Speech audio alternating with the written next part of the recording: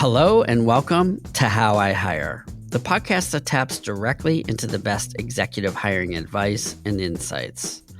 I'm Roy Notowitz, founder and CEO of Noto Group Executive Search. You can learn more about us at notogroup.com. As a go-to firm for purpose-driven companies, we've been lucky to work with some of the world's most inspiring leaders as they've tackled the challenge of building high-performance leadership teams. Now I'm sitting down with some of these very people to spark a conversation about how to achieve success in hiring and create purposeful leadership for the next generation of companies. Today, we're sharing part 2 of our deep dive into a recruiter's perspective on job search strategy. If you missed part 1 of our conversation, check it out at howihire.com or wherever you get your podcasts. I'm joined again by Kate Sargent, a talent acquisition expert and coach.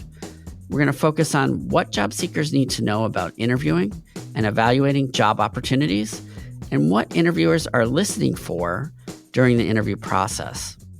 Let's pick up right where we left off with Kate. Let's talk a little bit about interviewing. What are some common interviewing mistakes people make on video or phone calls or in person? Oh, that's a really great one. I mean, I think there's so many. I mean, I'm sure every recruiter in the world has an embarrassing story. You know, in all scenarios, being unprepared is immediately evident, and you're not getting past that first 5 minutes. You might feel like you are. That interview may last 20 minutes, but you have not gotten past that first 5 minutes if you're not prepared. If you haven't done the research, that's it. That's the end of your interview, whether you think it is or not. Talking too much and talking too irrelevantly. Talking about things that are not important, rambling on, not having like a really clear focus for what you're doing. I would say for video calls, is there like a light behind you? Are you looking like you're on Dateline and don't want your face to be seen? Have you gotten your sound correct? Don't underestimate the value of the person scheduling your interview. Were you actively communicating? Did you ask about the dress code? Yeah. Did you ask about the type of environment? Did you ask about the type of interview? So I would say that's a common blunder. Is this a technical functional skills interview, or is this a behavioral interview? Is this a casual coffee chat interview? So like being prepared for what type of interview you're going into. Oh, this is the one that drives me nuts. When you get on the phone with someone and they are clearly reading off of a script. When they are reading their experience like they read it from their resume, that to me is an initial red flag. I know there's a lot of people, neurodivergent folks, maybe like that's an easier way for them to communicate. I know that interviewing is a skill that makes everybody very panicked. But I also think you need to practice if you're going to do that. Or I've also been in interviews where people have mentioned it. Yeah. You can write everything out starting out, but then turn those into bullet points and then practice it, right? So, And then in person, there's tons of information about tips and tricks out there of like how to walk into an in-person interview. But number one to me is, did you understand the assignment in terms of dress code? Did you show up early, but not too early? Don't wear offensive scents. That's a really important one too. I know that it sounds like a really silly thing, but the amount of times I've heard from a hiring manager, you are usually trapped in a conference room with a human. Do not wear intense perfume in your interview because it really does turn people off. Think about having water already with you, pen and a notebook, so that you look engaged. Yeah. And you don't have to take notes necessarily, Right. but just having a pen and paper for like anything that you do want to take notes of. I would say it also can help you if you get lost in a question sometimes and, kind of refocus yourself. And then I would say, don't do anything high intensity right before your interview. Right? Don't do anything that's got you all hyped up or nervous or anything. I think breathing, calming, centering, and repeating your bullet points in your head beforehand is really helpful. Right. I always tell people to Google, top 25 interviewing questions and practice those, just knowing why are you interested in this company in particular? How does your experience fit with the job? Tell me about yourself and bring that to life, because I think being able to tell a story, giving somebody a visual image of you in that role doing those things is more memorable than just listing what the job bullet point is. Which is a great plug for coaching. And when I say coaching, it's not just me. Like a coach could be your best friend also, who sits through your answer to that question and goes, I lost you halfway through. Yeah. Try again. So I think there's a benefit to coaching and being prepared to answer those questions in advance. Yeah. You can't practice enough. I use like, this is so old school, right? Like the old behavioral interviewing, the STAR system. Do you remember the STAR system? Situation. Situation, task, action, result. I always talk about it being STARL. For me, it's like situation, task, action, result, learnings, because the learnings are where you can convert those results into how I can pay this forward in your company. Yeah. I went blank. I remember one of my interviews with Allbirds, and I do this for a living. And I just completely lost my place. I hadn't eaten anything that day. I was just like not in a great place. And I went blank in the middle of a question. And the only way for me to come back from it was I went through STAR in my head. Okay, I'm in action. I need to get to result quickly before he realizes that I just lost it. I think it's really good to have a device or something like that if you get lost in a conversation too, because it happens all the time. It's not your fault. Yeah. Occasionally your brain just shorts out and you just lose where you are. But having a tool or a tactic to go back to Yeah. and go, okay, where am I in this explanation? Oh gosh, I've gotten myself lost. I need to get back into this is really helpful. And then I would say, never underestimate taking a sip of water before answering a question and allowing yourself a minute to think. Yeah. Give your brain a second, take a breath before you answer. Yes. One of the things, too, to remember is that you don't have to share everything about everything that you've ever done. Really thinking about before you go into the interview, what are the 3 things I want this person to take away about my experience, and making sure you prioritize those things. Yes. Questions at the end of your interview are incredibly crucial for that, right? Because if you don't get to talk about those 3 strengths in your conversation, the way you frame your questions at the end for the recruiter, for the hiring manager, for the interviewer is an opportunity for you to hit on those too, or your response to their answer to that question. Always be thinking through your conversation how to get those out.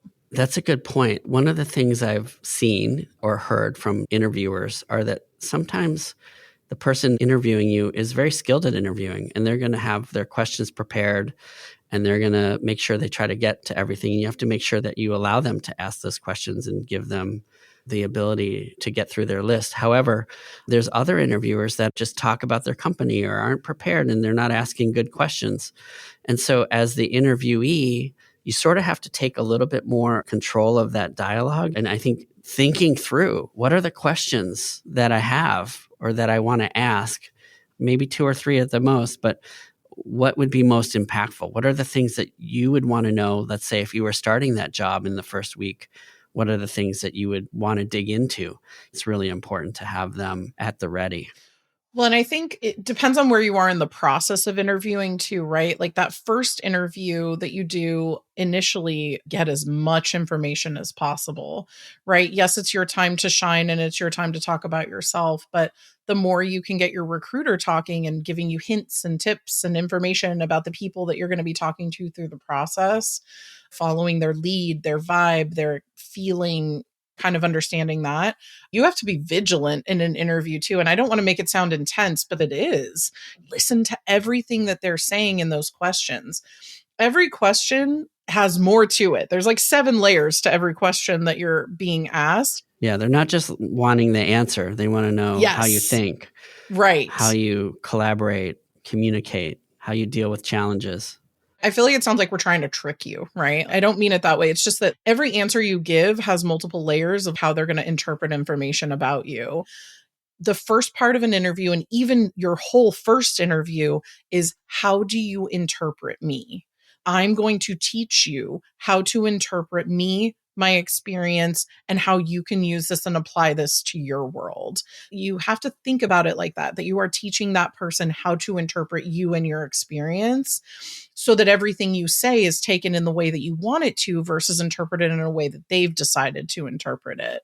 And I think that's like such a really important part about like how you center it. And the way to do that is to listen a lot, is to read the room on some level. But recruiters want to get you hired too, right? They are wanting you to be the right fit. They want to help you get to that next level. We don't want to have to talk to 17 more people if you could be the one.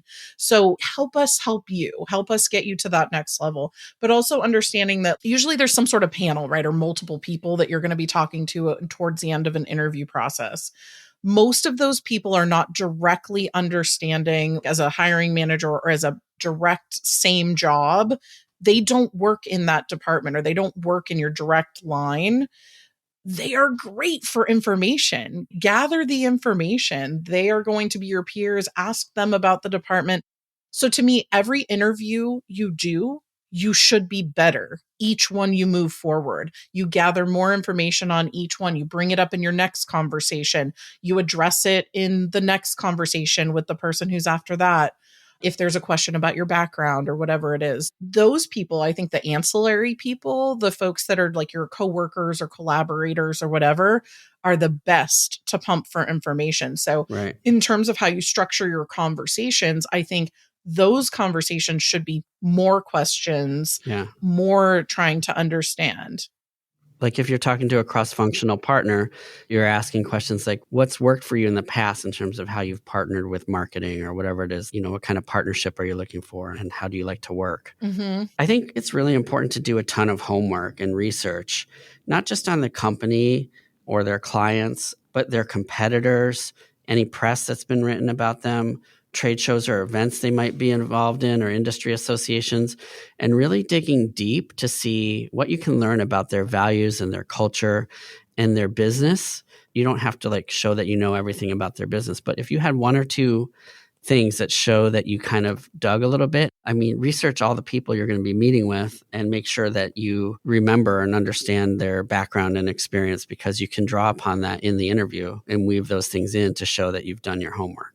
It's, again, another thing where we know right away on some level. So I have a couple of examples of that, actually. So when I worked at Method, the soap company, and then also Allbirds, both of those had founders who had been on How I Built This. And it was the quickest way to my heart, let's just say, if you brought up having either read a transcript or listened to it or whatever it was.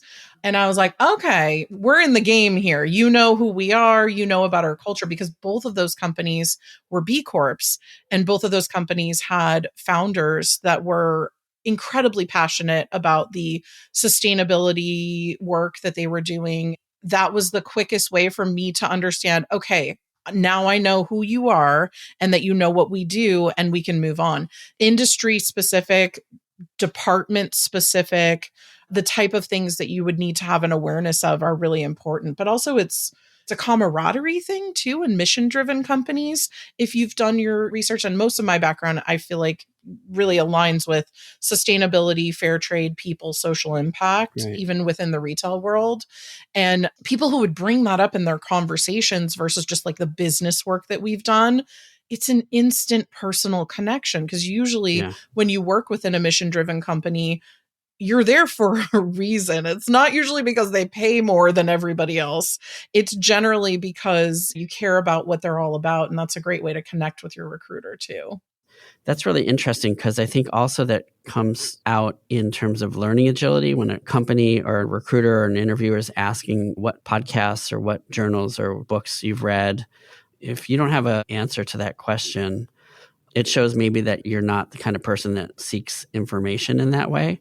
But I definitely think that's a question that you should think about and have some answers to. I totally agree with that, honestly, because I've been tripped up by a question like that before too. Like, I didn't have experience in the home goods industry, and I sort of thought that retail was retail. I had worked in cosmetics and I'd worked in outdoor at the North Face, and, I'd worked in shoes and soap. And I was like, retail is retail on some level. But the nuance of home goods was really intense. It's a really different kind of experience. And I've learned that. So sometimes you don't have that knowledge going into an interview process. But to your point of what are you interested in? What are you doing? What books, what podcasts, whatever. Yeah. There's an inherent bias to that on some level too, right? Mm-hmm. Because there's access to information. There's what spaces you've lived in, how much time you have. A single person might have a lot more time. Right. I know I sure did when I was, single and did not have children. I was Yeah, reading all true. the time. Now it's like I have to really take the time to carve that out to do that. So there's an inherent bias in that question too, but I think how you answer it is tremendously important, because you could say something like that too. It could be like, lately I haven't been really deep in the whatever sector of things, but I have been really deep in learning sourdough starters, right? That's my current passion, is sourdough starters. But like I've been really digging into this personal hobby of mine, and that's what I've been focusing a lot of my experience on. But talk about learnings you had previously, or talk about when you did have the time to do that. What were the things that were really important to you? Or forward looking, hey, I've got this book sitting on my desk right now called whatever it is, and I am about to crack into that because what I'm interested in is radical candor, right? And, I haven't cracked it open yet, but that's my next read. There's always a way to get around those questions without appearing like you're ignorant or uninterested. Yeah, keep it real. Being able to speak to weaknesses is something that we talked about as well. That always comes up. What are your strengths? What are your weaknesses, right? Which is a tough question. Yes. Do you have any advice on how to speak to weaknesses and keep it real? Oh, I'm such a weirdo on this question, Roy. I love the weaknesses question. I love it from both sides. I love when people ask it to me, and I love asking it to other people.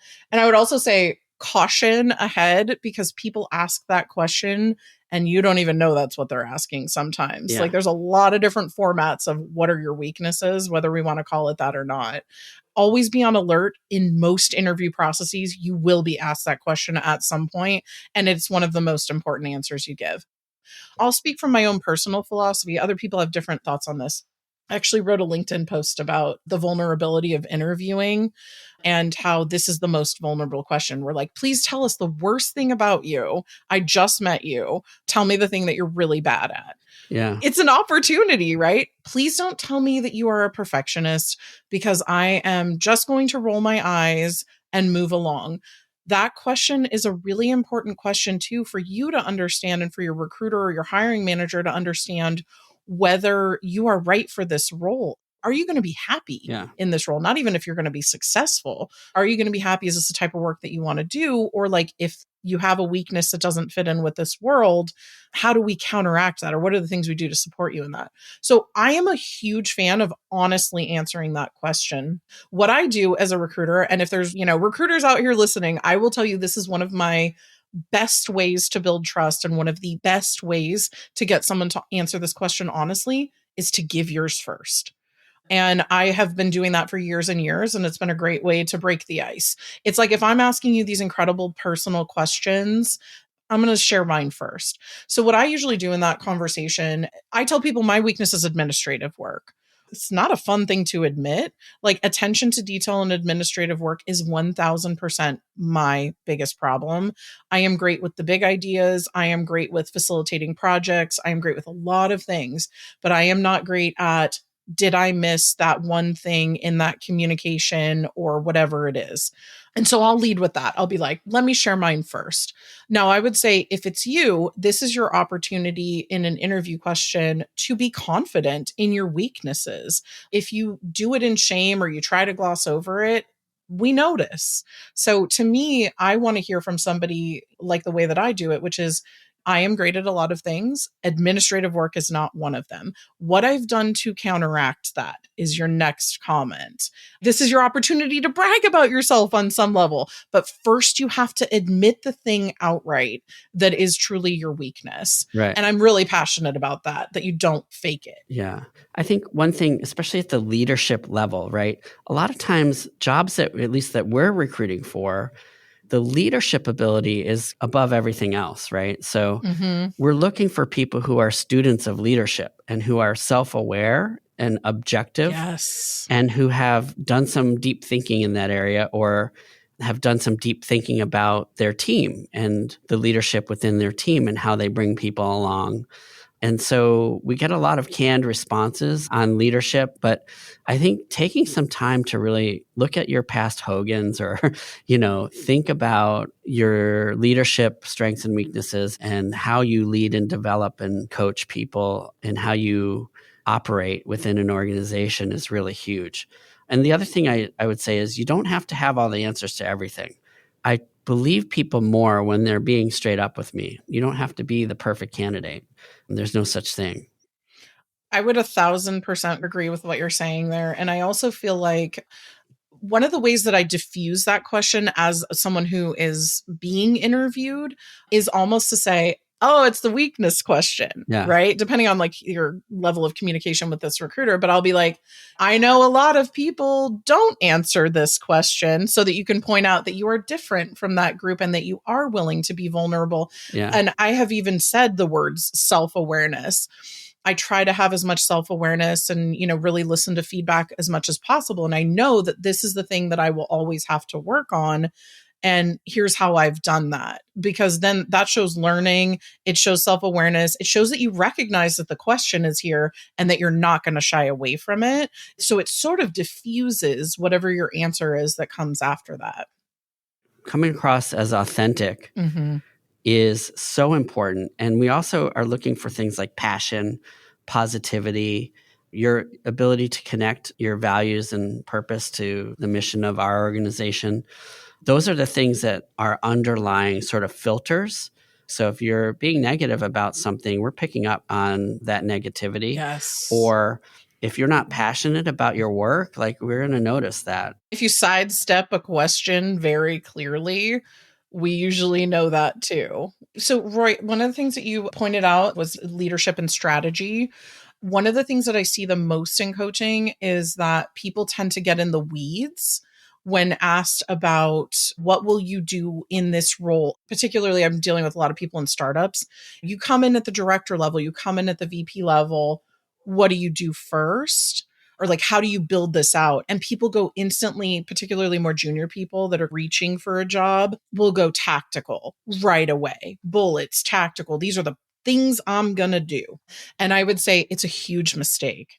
The first thing that you want to do when asked that question or asked about like your background or whatever is show awareness of the broader picture.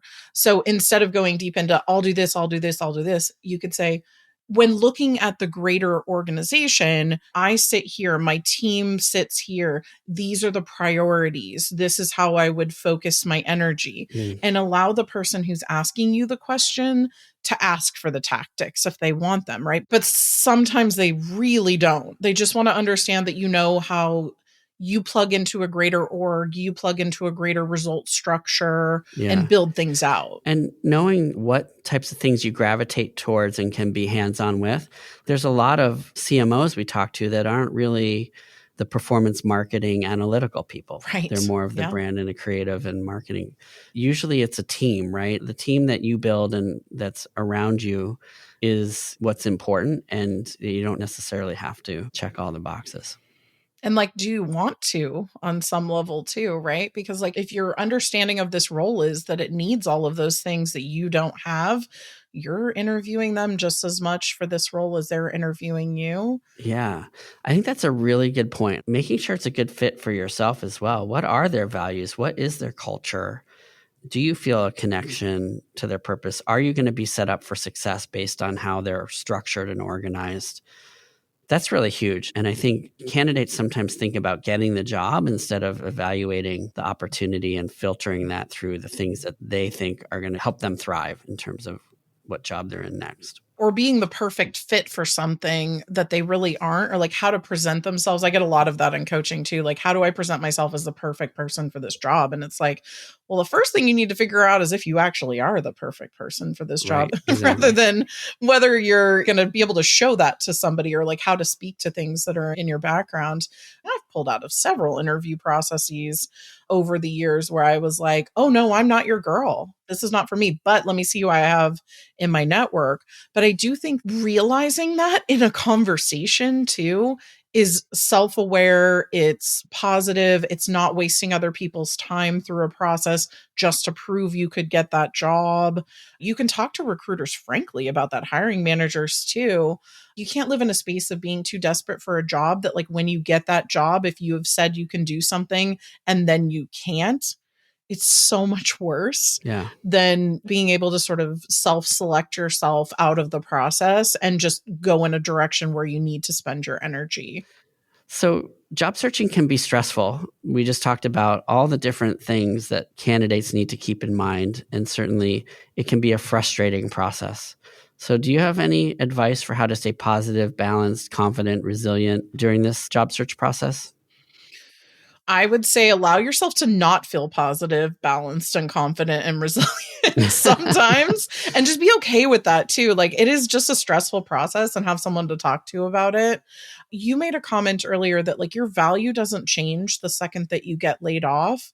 I think that's a really key thing to remember. People get lost in their own workplace trauma or like the experiences that they've had in previous roles where like they felt downtrodden and they felt not great about themselves.